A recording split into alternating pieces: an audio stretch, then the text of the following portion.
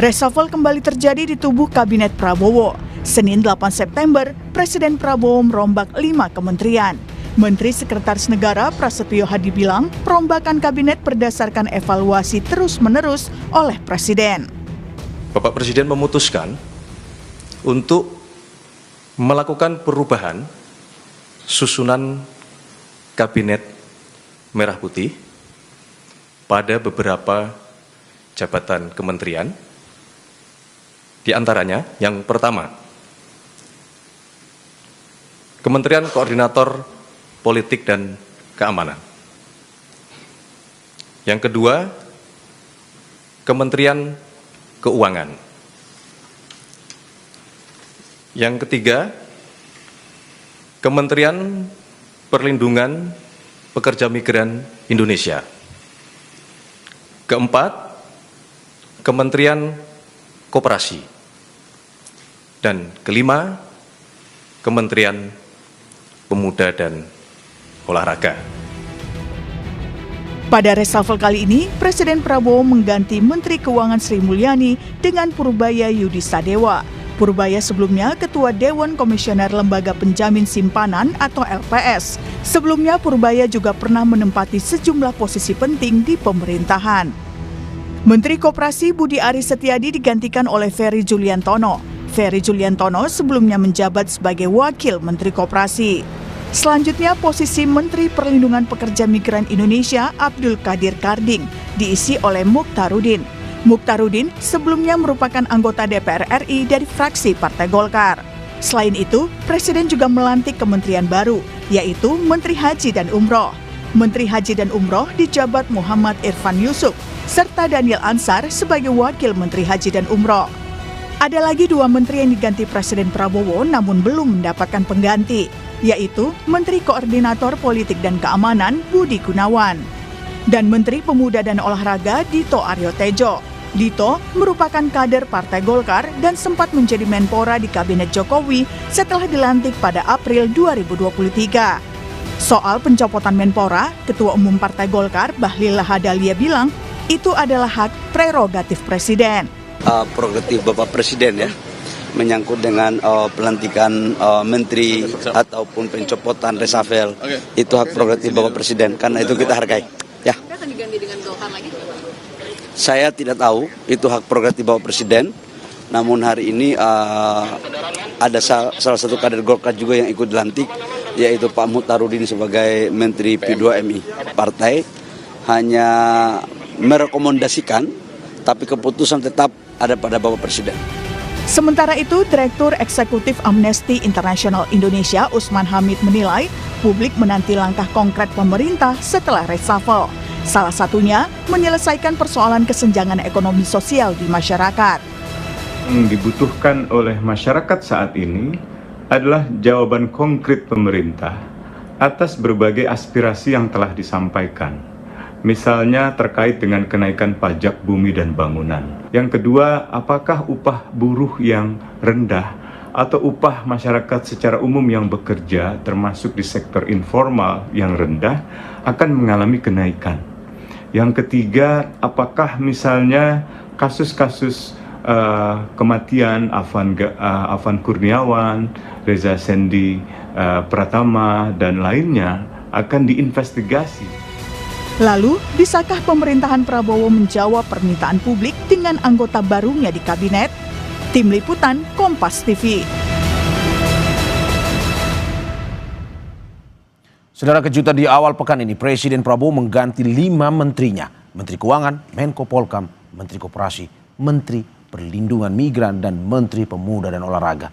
Apa yang bisa dibaca dari keputusan Presiden ini? Betulkah ini semata karena kinerja atau ada alasan lain di balik itu?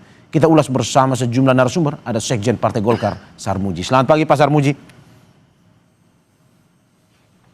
Pak Sarmuji, selamat pagi. Selamat pagi. Terima kasih Pak sudah bergabung di Sapa Indonesia Pagi. Selain itu ada pakar komunikasi politik Lembaga Survei Kedai Kopi Henry Satrio yang bersama saya di studio saat ini. Selamat pagi, Mas Hensa. Bang Mario. Terima kasih Mas sudah bergabung. Dan Direktur Eksekutif Selios Bima Yudhistira melalui sambungan Zoom. Selamat pagi Mas Bima. Selamat pagi. Terima kasih Mas Bima. Terima kasih Bapak-Bapak sudah bergabung di dialog Sapa Indonesia Pagi pada hari ini. Saya duluan ke Pak Sarmuji ya Bang Hensa. Ya, silakan. Jadi Pak Sarmuji, bagaimana Anda melihat apakah Golkar reshuffle 1 tapi masuk 1? Tukar guling atau gimana nih, Pak? Ya, bukan tukar guling. Pertama kami ingin menegaskan Ya. bahwa ini adalah hak prerogatif Presiden. Kewenangan mutlak ada pada Presiden. Ya. Baik secara personal maupun komposisi itu Presiden yang paling tahu kebutuhannya karena dia adalah usernya. Ya. Berkaitan dengan mengapa diganti, saya pikir kita hanya bisa menduga-duga, tapi yang tahu persis adalah Presiden. Banyak sekali alasan untuk mengganti seorang menteri itu banyak. Misalkan disebutkan soal kinerja atau faktor-faktor yang lain, kekompakan, chemistry, atau ada tujuannya lebih besar. Presiden ingin meningkatkan ukuran-ukuran tertentu atau target-target tertentu sehingga diperlukan orang baru untuk masuk, atau Presiden punya keinginan supaya warna sebuah kementerian berbeda. Itu semua tergantung pada Presiden yang menilai. Jadi faktornya bisa banyak. Oke, Pak Sarmuji, tapi sebelumnya apakah memang sudah ada komunikasi, misalkan dari Menpora Dito diganti, sudah dikomunikasikan dulu ke Partai Golkar ataupun juga di P2MI? Apakah seperti itu? Kalau komunikasi memang pasti ada ya, tetapi komunikasinya pasti antara Bapak Presiden dengan Ketua Umum. Jadi tadi Pak Ketua Umum sudah sampaikan bahwa partai hanya merekomendasikan, lebih tepatnya barangkali memberikan rekomendasi atau informasi-informasi berkaitan dengan seorang yang mau dicalonkan sebagai menteri. Tetapi andekan pun Pak Presiden tidak merasa perlu untuk mendapatkan rekomendasi dari partai, yaitu bisa saja dilakukan oleh Presiden. Karena sekali lagi itu adalah kewenangan Presiden. Tetapi Pak Presiden pasti akan menjaga hubungan yang baik. Dengan demikian pasti ada komunikasi-komunikasi dengan partai. Oke, Pak Sarmuji, ini yang ditunggu juga. Apakah kemarin juga diinformasikan terkait dengan pengganti Menpora Dito ini? Kabarnya artis nasional nih kabarnya. Benar Pak Sarmuji? Kita hanya memberi rekomendasi kalau diminta dan akan memberi jawaban kalau ditanya. Tapi diminta kemarin rekomendasinya Pak? Untuk Menpora saya nggak tahu ya, rekomendasi Ketua Umum ya. Tetapi yang jelas untuk PPMI kita diminta. Oh diminta. Dan memang kemarin nama yang diusulkan saat ini memang menggantikan? Ya tentu ada banyak informasi yang kami berikan. Bukan hanya tentang beliau saja, tapi banyak yang bisa kita sampaikan pada Presiden. Oke. Selain itu Pak, sebelum saya ke Mas Hensat, Pak Sarmuji, apakah memang ini sudah menjadi komunikasi internal di dalam koalisi atau sebenarnya ya karena tadi Anda bilang ini hak prerogatif Presiden, tanpa komunikasi pun bisa dilakukan? Kalau semua partai koalisi saya nggak tahu, tetapi menurut saya kebutuhannya kan kebutuhan untuk menjalani komunikasi terhadap kader yang bersangkutan. Kalau yang mau dimasukkan adalah Partai Golkar dan yang digantikan adalah Partai Golkar, tentu kepentingan Presiden adalah menjaga komunikasi dengan Partai Golkar. Kalau dengan partai lain kami tidak tahu. Oke. Saya ke Mas Hensa. Mas Hensa, bagaimana Anda melihat terkait dengan reshuffle yang dilakukan Presiden? 5 kementerian langsung di belum 1 tahun Presiden langsung mengganti. Menurut Anda ini berhubungan dengan kinerja atau ada hitung-hitungan politisnya? Pasti ada hitung-hitungan politis juga ya, karena kan ini jabatan politik. Tapi Pak Prabowo ya begitu, kalau kita mau lihat ada reshuffle nggak usah diomongin. Kemarin nggak diomongin, kejadian tuh. Selalu serba mendadak ya, canggih misterius. Juga, canggih juga Pak Prabowo nih. Jadi kalau reshuffle dilakukan apakah terkait kinerja? Saya rasa iya, karena jauh-jauh hari Pak Prabowo sempat menilai kinerja pemerintahannya itu kan nilainya 6. Nggak mungkin kalau ada presiden sampai 2029 nanti atau 5 tahun berkuasa ingin nilainya 6 terus. Maka harus ada pergantian-pergantian pemain gitu kan. Nah tentang pergantian pemain siapa yang diganti inilah yang jadi prerogatif presiden.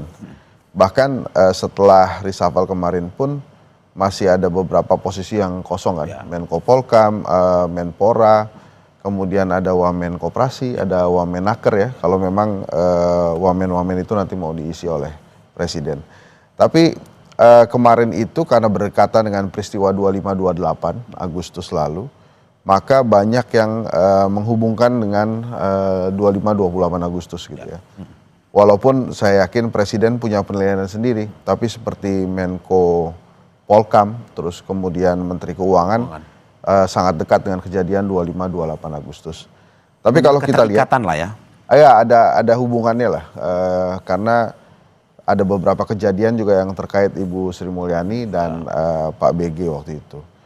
Nah, memang kalau kita lihat ya perhatiannya ada di Kementerian Keuangan pasti, ada di Menteri Keuangan. Kenapa? Ada dua alasannya. Yang pertama, pada saat tuntutan masyarakat keluar yang 17+8, itu kalau dikupas itu kan sebetulnya isinya tentang ekonomi, tentang keadilan sosial, tentang rasa muak dan lain-lain. Tapi ujungnya itu adalah keuangan, bagaimana Kondisi ekonomi kita ya. betul perut rakyat itu menjerit gitu ya. Dan yang kedua, selain tentang 17+8, ini kan fiskal kita kan memang sedang tidak bagus gitu ya. Dan dalam ilmu sederhananya itu, kalau fiskal nggak bagus, negara biasanya melaksanakan dua kebijakan aja, Ya. hutang atau pungut gitu kan. Artinya kalau mungut ini pakai pajak. Ya. Nah, kalau pakai pajak ini sudah ada resistensi dari publik gitu, Ya. nggak mau. Ada penolakan kecil ya. Di daerah Ya, ya. makin besar, apalagi Pak Prabowo di saat membaca nota APBN 15 Agustus lalu sudah menyampaikan kemungkinan besar akan ada pemotongan anggaran, transfer anggaran pusat ke daerah lagi sekitar 250 triliun. Jadi artinya kalau kepala daerah yang tidak kreatif, yang hanya mengandalkan pungut aja, itu akan kesulitan nanti dia memimpin daerahnya. Makanya itu ditunggu sekali oleh masyarakat, terobosan-terobosan apa yang akan dilakukan oleh seorang Purbaya. Tapi apakah seorang Purbayanya ini kejutan? Ya pasti kejutan ya. Memang namanya tidak sekinclong Sri Mulyani, Bambang Brojo, Negoro ataupun Khatib Basri. Tapi ini kebetulan banget masa jabatannya Purbaya sebagai ketua LPS tuh hampir selesai tuh. Ya. Nah ini kemudian dia mendapat kepercayaan dari Pak Prabowo jadi Menteri Keuangan, walaupun saat nota kesepakatan, saat nota APBN itu juga Pak Prabowo memberikan gestur tuh kepada Purbaya tuh. Oke. Jadi kalau nanti di Kompas dicek footage-nya sempat begini Prabowo sama Purbaya tuh. Oke, Bang, tapi kalau menurut Anda apakah memang sebenarnya ini hanya ada keterikatan dengan demo? Kalau tidak mungkin tidak ada demo kemarin, ya tidak mungkin ada pergantian juga, terutama untuk Menkyu dan Menko Polkam. Ya pasti akan selalu dihubungkan dengan itu, Mario. Walaupun kalau Menteri Keuangan kan desas-desusnya sudah lama, Bu Sri Mulyani ingin mengundurkan diri ya. Tapi dengan penjarahan menurut saya termasuk sejarah terburuk ya. Anda lebih percaya ini mengundurkan diri ya dari Sri Mulyani, bukan? Ya apapun itu, reshuffle atau pengunduran diri kan tidak pernah dijelaskan oleh Pak Prabowo. Yang jelas ada pergantian.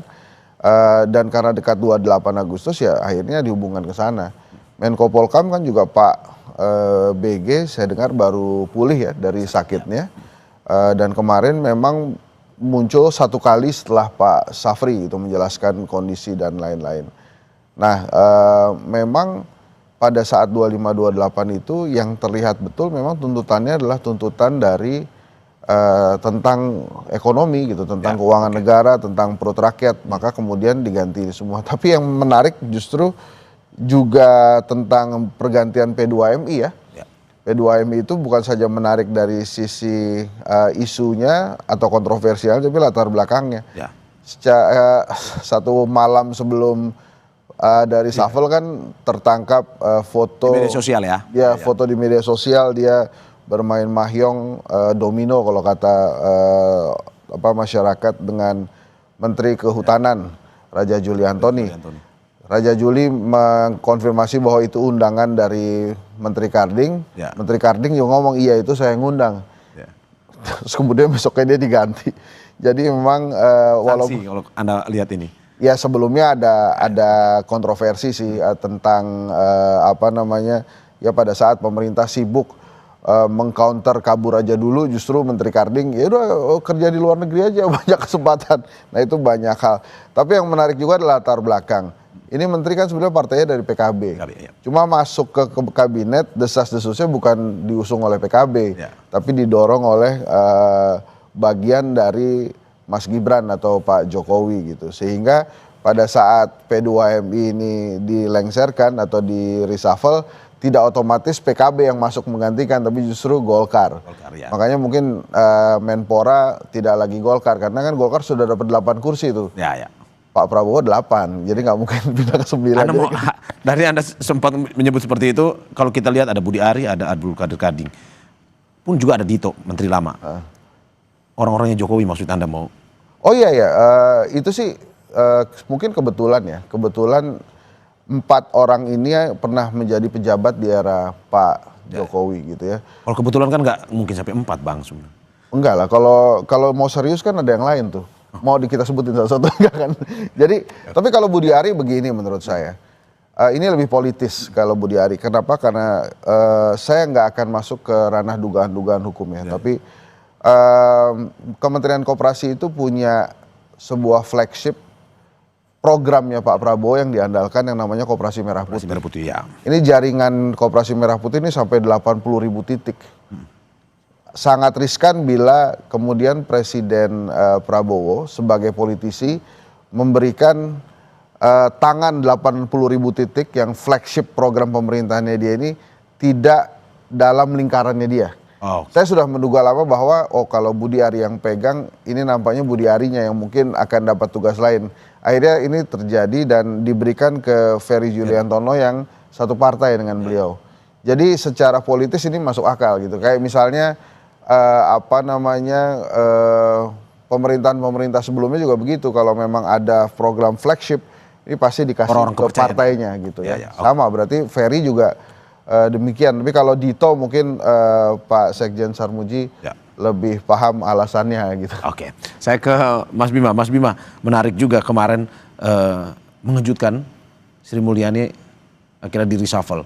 Kalau dari ekonom sendiri melihat ini seperti apa? Memang harus dilakukan sekarang atau sebenarnya kemarin masih ada kesempatan buat Sri Mulyani atau bagaimana? Ya harusnya Bu Sri Mulyani memang sudah mundur sejak awal Pak Prabowo mengajak bergabung ya. Jadi artinya memang dari segi profesionalitas itu banyak yang menurun dari Bu Sri Mulyani. Kemudian Bu Sri Mulyani juga seolah-olah tidak bisa mengendalikan dari sisi ambisi Pak Prabowo yang cukup besar, MBG, Kopdes Merah Putih, Food Estate, anggaran pertahanan juga melonjak signifikan tanpa ada rem dari Sri Mulyani. Sehingga ini yang kemudian sudah diekspektasi bahwa Sri Mulyani akan dicopot. Mungkin momentumnya kemarin ada peristiwa misalnya 28 Agustus. Tapi sebelum dari itu memang banyak permasalahan dari sisi tata kelola anggaran yang membuat publik sudah cukup lama marah ya pada Menteri Keuangan. Dilihat dari sisi kebijakan pajak tuh hampir tidak ada inovasi sebenarnya dalam 10 tahun terakhir, bahkan rasio pajaknya ya tidak berkembang ya 10%, bahkan sempat 8%, utang terus mengalami kenaikan secara signifikan. Kemudian yang terakhir adalah korban dari efisiensi anggaran di beberapa daerah. Tapi yang menjadi menarik, apakah ini sebuah hal yang 100% positif mundurnya Bu Sri Mulyani digantikan dengan Pak Purbaya Yudi Susadewa? Jawabannya adalah belum tentu. Karena baru dilantik saja Pak Purbaya sepertinya harus punya tim komunikasi yang bagus itu. Itu baru dilantik itu kelihatannya kurang punya empati. Dan yang ditunggu sebenarnya oleh pelaku pasar, pelaku usaha, juga publik adalah kebijakan-kebijakannya apa. Saya baru dengar satu kebijakan Pak Yudi Purbaya ini soal tim percepatan atau tim khusus untuk penyerapan anggaran. Nah ini kan waktunya tinggal sisa 3 bulan efektif. Sementara belum terdengar dari sisi kualitas anggaran, belum terdengar RAPBN 2026 apa yang menjadi fokus. Apakah ada perubahan di dalam RAPBN 2026? bisa nggak Pak Yudi Purbaya misalnya rem belanja militer, belanja pertahanan keamanan, atau kemudian ada inovasi perpajakan yang dikeluarkan. Apakah mungkin PPN turun dari 11% menjadi 8%? Ataukah misalnya yang dituntut publik adalah penghasilan tidak kena pajaknya naik menjadi 7 juta rupiah per bulan dari sebelumnya 4,5 juta. Jadi itu yang belum disampaikan, sehingga kalau dilihat dari IHSG-nya jadi berspekulasi. Sebenarnya kalau langsung dijawab, ini yang berbeda dari Sri Mulyani yang lebih progresif, A, B, C, D disampaikan oleh Menkyu yang baru, tentu tidak akan menimbulkan spekulasi terlalu lama di bursa saham ataupun di nilai tukar rupiah. Oke, Mas, tapi kalau menurut Anda ini Presiden Prabowo-nya yang terlalu cepat atau Sri Mulyaninya yang tidak bisa mengimbangi, ataupun Sri Mulyaninya ya sudah tidak profesional lagi kalau kata Anda tadi? Ya, kita menyebutnya sebagai birokratik fatigue ya. Jadi sudah terlalu lelah Bu Sri Mulyani. Itu tadi, kenapa tidak ada inovasi-inovasi dari sisi fiskal. Bahkan cenderung disiplin fiskalnya itu agak mengendur pada era Pak Prabowo. Disinilah kelihatannya perlu penyegaran, iya. Tapi yang lebih penting sekarang fokus ke depan adalah sosok penggantinya ini. Apakah memang sosok penggantinya tepat secara kebijakan fiskal? Ya kita lihat nih, 1 minggu ke depan ini apa saja kebijakan-kebijakan yang bisa langsung dirasakan kepada masyarakat. Kalau 11-12 dengan Bu Sri Mulyani, ya berharap banyak seperti apa? Oke, Mas Bim, bagaimana Anda melihat bahwa PR apa saja? Oke, ini kita kasih kesempatan kepada Menkyu yang baru, dalam arti bahwa mungkin masyarakat belum terlalu mengenal, tapi kita akan tunggu apa aksi dan juga kebijakannya. Tapi menurut Anda apa PR substansi yang harus dilakukan di awal kepemimpinannya? Tapi sebelum Anda menjawab, kita saksikan jeda berikut.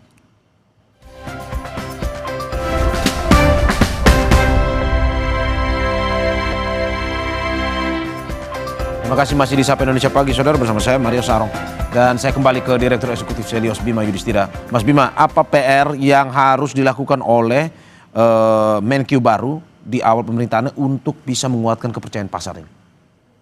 Yang pertama adalah semua beban-beban yang cukup berat bagi masyarakat, khususnya kelompok menengah ke bawah, dari sisi pajak, dari sisi pungutan, itu yang harus diselesaikan paling cepat itu, karena kita butuh konsumsi rumah tangga naik. Kedua adalah kita minta tolong Menkyu yang baru ini, Pak Yudi Purbaya, tolong cek insentif pajak itu besar sekali. Itu setiap tahun kita keluar 530 triliun rupiah untuk belanja perpajakan. Ngasih insentif 20 tahun bebas pajak. Nah itu coba dicek insentif fiskal itu sudah tepat sasaran belum. Audit perusahaan-perusahaan yang sudah menikmati pemotongan PPh badan, terutama dalam konteks investasi, apakah sudah benar laporan keuangannya, sudah benar menyerap tenaga kerja. Berikutnya lagi adalah soal utang. Nah soal utang ini coba lakukan inovasi untuk melakukan renegosiasi, restrukturisasi utang. Utang itu bisa ditukar dengan berbagai program yang bermanfaat buat masyarakat.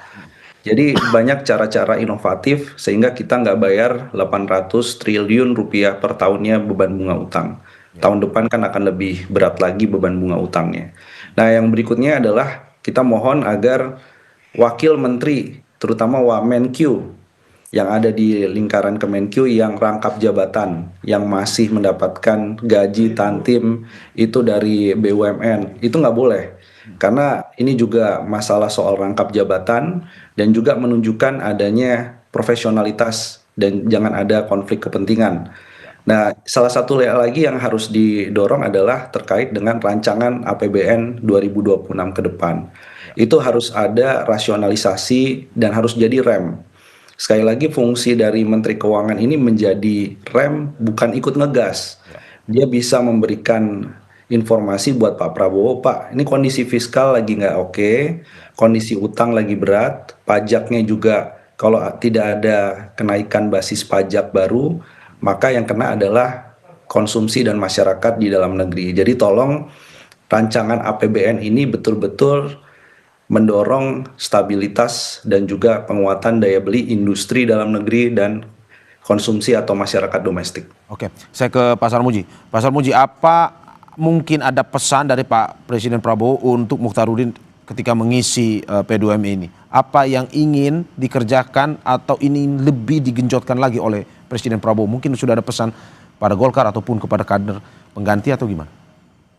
Ya, pesannya karena ini kementerian yang mengurusi pekerja migran ya, perlindungannya dan sebagainya. Ada satu pesan yang barangkali nanti dikonfirmasi sama Pak Mukhtarudin. Tetapi saya meyakini pekerja migran ini ada persoalan-persoalan yang harus diselesaikan, terutama pada keinginan Presiden untuk mengirimkan pekerja migran ini bukan yang tanpa skill yang memadai, tetapi Presiden ingin pekerja migran yang dikirimkan ke luar negeri adalah mereka yang memiliki skill yang lebih tinggi lagi, lalu mereka adalah orang yang sadar terhadap hak-haknya. Karena ini tuntutan Presiden ini pasti harus segera dijawab. Mereka yang bekerja di luar negeri kalau nggak tahu hak-haknya, mereka cenderung akan diperlakukan dengan tidak baik, apalagi kalau pendidikannya kurang, mereka tidak tahu harus menghubungi ke siapa kalau ada persoalan-persoalan.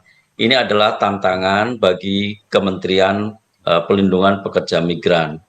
Saya berharap juga, kami berharap sebenarnya pemerintah hadir untuk memfasilitasi calon pekerja migran ini dengan pendidikan atau pelatihan-pelatihan tertentu sebelum dikirimkan ke luar negeri, termasuk tadi hak-haknya seperti apa, cara komunikasinya seperti apa, mereka harus dilatih sesuai dengan tujuan mereka bekerja, itu negara harus hadir dan memang harus ada alokasi anggaran ke arah situ. Kalau itu bisa dilakukan, pengiriman tenaga kerja Indonesia ke luar negeri bukan hanya menambah devisa yang lebih besar, tetapi perlindungan kepada warga negara kita di luar negeri itu akan lebih nyata. Oke, saya juga ingin membahas tadi apa yang disampaikan oleh Bang Hensa terkait dengan bagaimana Golkar melihat ini sebagai sebuah cara dari Presiden Prabowo untuk menguatkan ekonomi kita. Dari Golkar sendiri melihat seperti itu dengan reshuffle yang dilakukan ini, ada Menkyu pun juga ada menteri-menteri yang lain. Ya, tentu terkhusus Menkyu ya, saya sepakat dengan Bang Bima tadi, memang harus ada komunikasi yang terjalin lebih bagus lagi dengan Presiden. Karena begini, persoalan keuangan ini persoalan yang sistemik. Jadi kalau kita ruang fiskal kita terbatas, lalu belanjanya sangat besar, semua program-program itu berkonsekuensi pada anggaran yang sangat besar, kita mesti harus memikirkan penerimaannya dari mana. Tetapi sebenarnya tadi Pak Bimo sudah menjelaskan tentang bagaimana mesti menata pengeluaran. Tetapi yang belum disinggung adalah bagaimana kita harus meningkatkan penerimaan negara tanpa membebani masyarakat, terutama masyarakat kalangan bawah. Dan sebenarnya potensi itu ada. Presiden sudah pernah sebutkan tentang sawit-sawit yang diambil oleh negara jumlahnya 3-4 juta atau 3-5 juta. Itu semua akan berkonsekuensi pada penerimaan negara. Yang kedua, nanti mungkin penataan tambang yang bisa menghasilkan PNBP yang lebih besar atau bisa menghasilkan pajak yang lebih besar ditertibkan.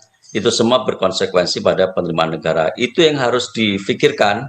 Yang kedua tadi komunikasi dengan Presiden, Menteri Keuangan harus bisa memaparkan dengan detail, dengan jelas konsekuensi-konsekuensi setiap program yang dilakukan oleh pemerintah. Oke, termasuk Pak Sarmuji, Anda melihat bahwa ini harus tetap menjaga, ini Menkeu ataupun menteri-menteri yang baru ini menjaga kondisi keuangan ataupun politik usai demonstrasi yang terjadi kemarin.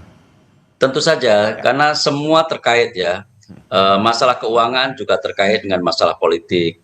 Kalau kita bicara tentang keuangan negara, tanpa dilandasi oleh stabilitas politik pasti mustahil.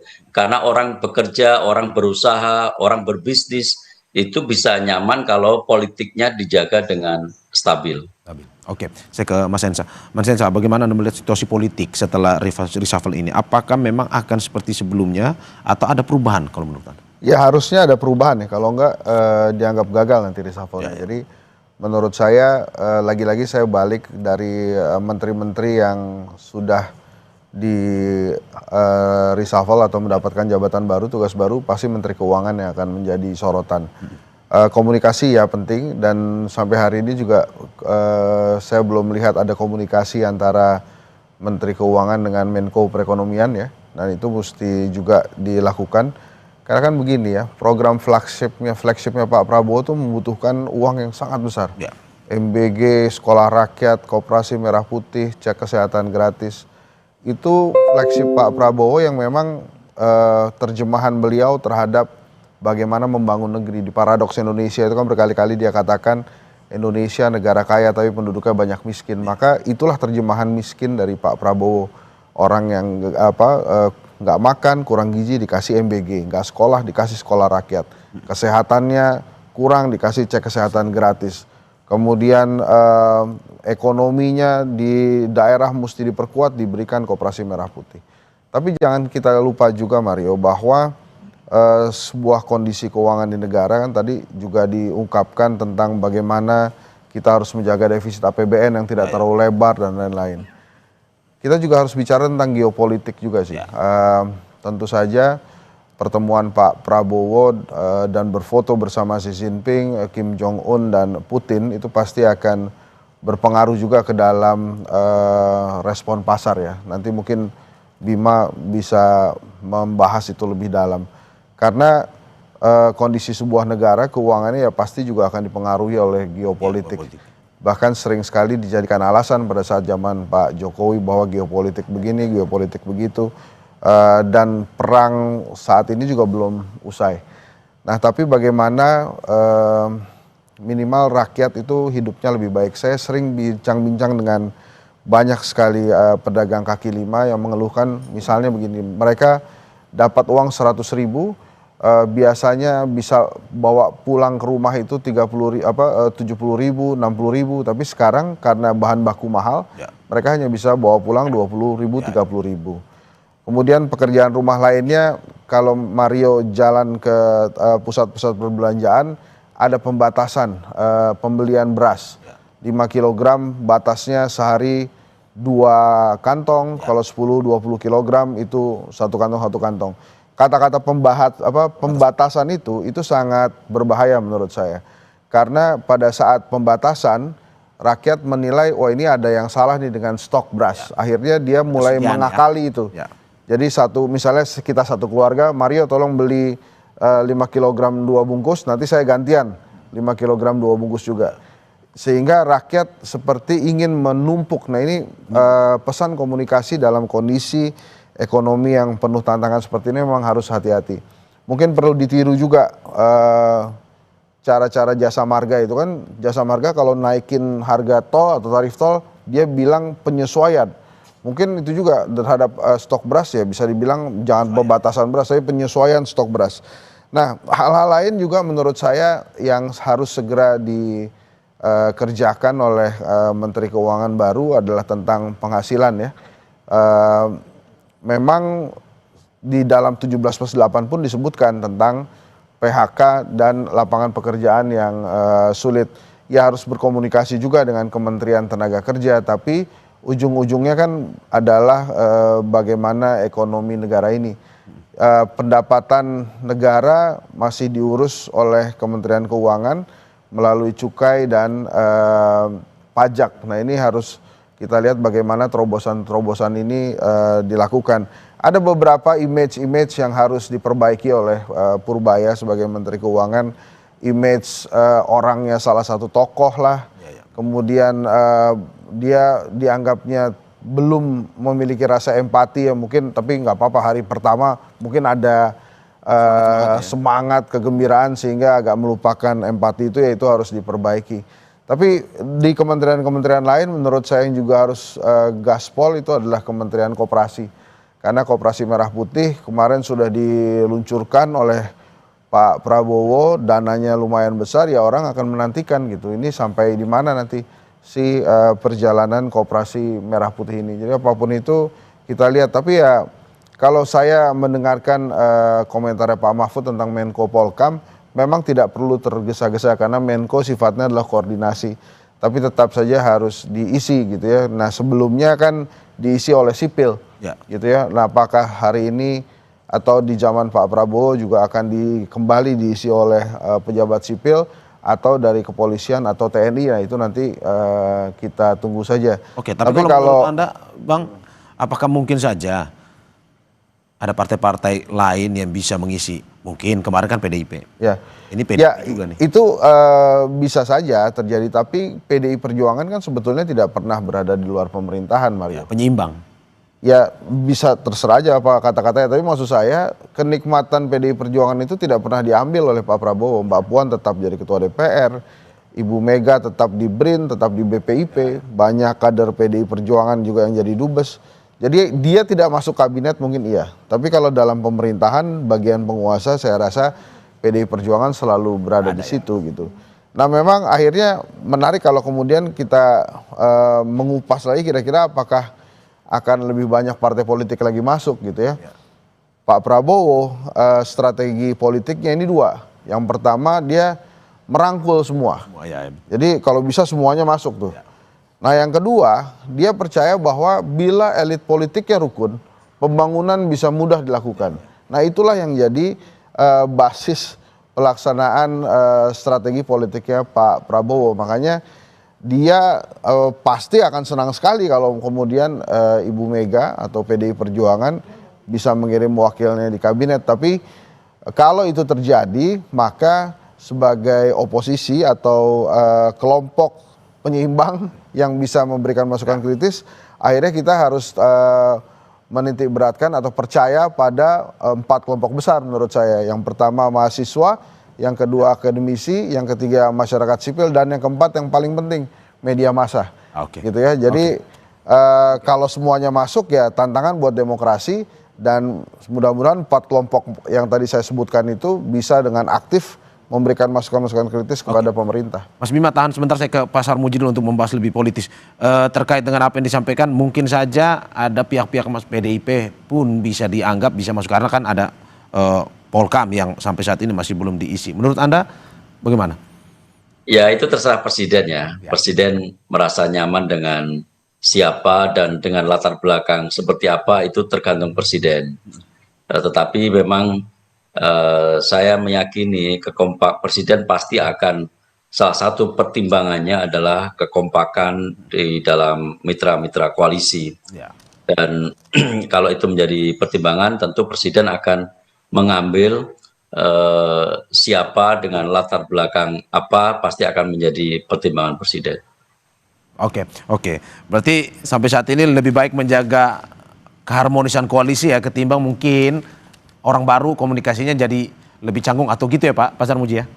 Ya monggo terserah presiden saja, kalau mau menambah kekuatan juga boleh, menjaga yang ada juga boleh, kan tergantung presiden aja. Yang penting orang itu bisa membantu presiden mencapai tujuan presiden, visi misi presiden. Oke, Mas Bim, bagaimana Anda melihat bahwa optimisme yang diberikan masyarakat saat ini? Oke, pasar di awal meresponsnya negatif, tapi ya kita harapkan ada optimisme baru, terutama bagaimana menjaga keuangan negara kita ini untuk kesejahteraan masyarakat tanpa ada intrik-intrik yang terjadi seperti beberapa hari lagi kemarin demonstrasi, terus ada tuntutan-tuntutan yang keluar dari teman-teman mahasiswa.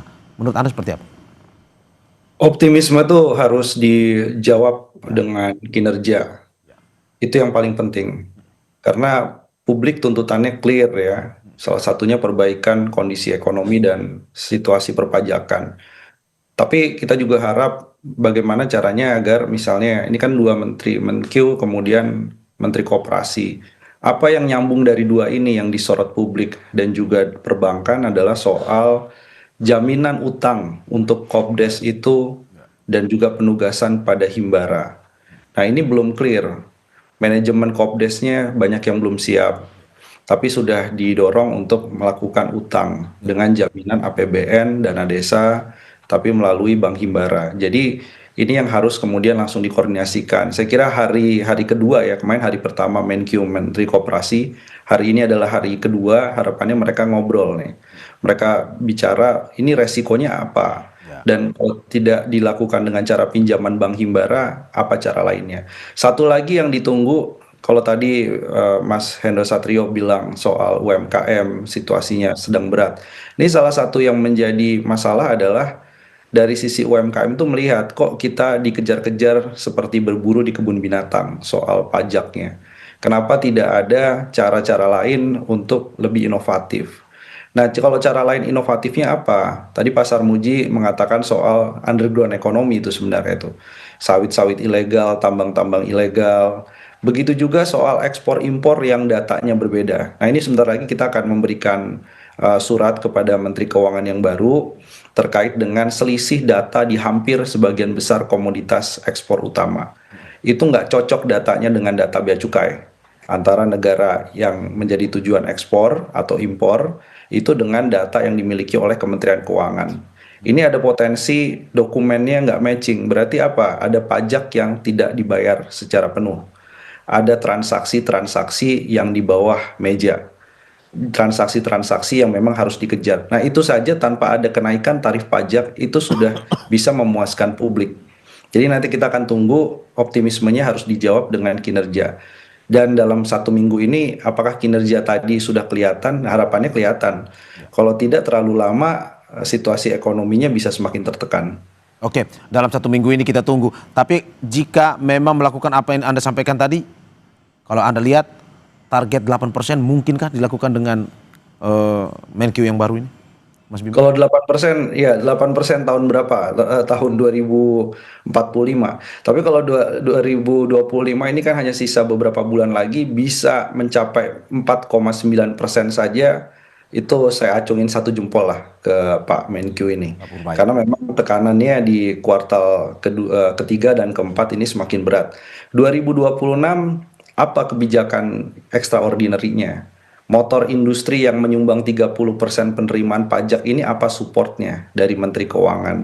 Industri UMKM yang menguasai 60% lebih ekonomi, ini apa dukungannya? Nah, ini yang nanti akan bisa menjawab apakah pertumbuhan ekonomi bisa di atas level 5% tahun depan. Tapi kalau 8% saya pikir Pak Purbaya betul bahwa ini adalah kerja yang sangat berat. Saya setuju kalau soal itu sama Pak Purbaya. Berat 8%, setuju. Mas Hensa, terakhir singkat saja. Apa yang harus dilakukan, bagaimana komunikasi antar kabinet baru, terutama mereka yang baru di reshuffle, dan bagaimana bisa mewujudkan apa yang diinginkan Presiden Prabowo, terutama untuk kesejahteraan masyarakat kecil? Singkat saja.